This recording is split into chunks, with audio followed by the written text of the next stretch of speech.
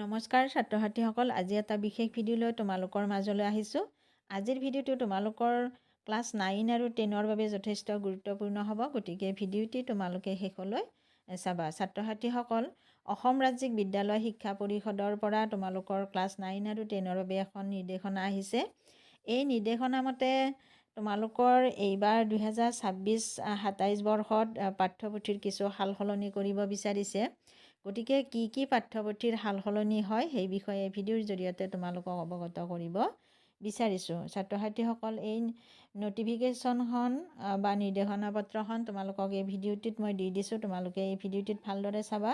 আৰু তথাপিতো মই তোমালোকক কৈ দিছোঁ যে ক্লাছ 9ৰ বাবে মেথমেটিক্স সলনি হ'ব, সংস্কৃত কমপ্লিটলি সলনি হ'ব।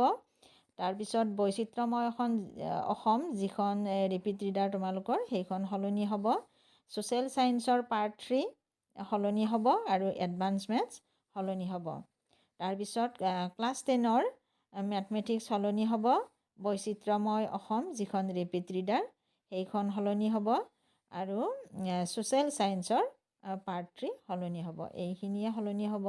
গতিকে ছাত্ৰ ছাত্ৰীসকল, তোমালোকে এতিয়াই কিতাপ সংগ্ৰহ নকৰিবা। যেতিয়া এপ্ৰিল মাহৰ পৰা তোমালোকৰ ক্লাছ আৰম্ভ হ'ব, তেতিয়াই তোমালোকে চাই মেলি ভালদৰে কিতাপখিনি সংগ্ৰহ কৰি ল'বা। গতিকে ছাত্ৰ ছাত্ৰীসকল, আজিৰ ভিডিঅ'টি ইমানে। যদি ভিডিঅ'টি চাই ভাল লাগে তেতিয়াহ'লে লাইক কৰিবা, কমেণ্ট কৰিবা আৰু মোৰ চেনেলটো ছাবস্ক্ৰাইব কৰিবা। আজিলৈ এৰিছোঁ। ধন্যবাদ।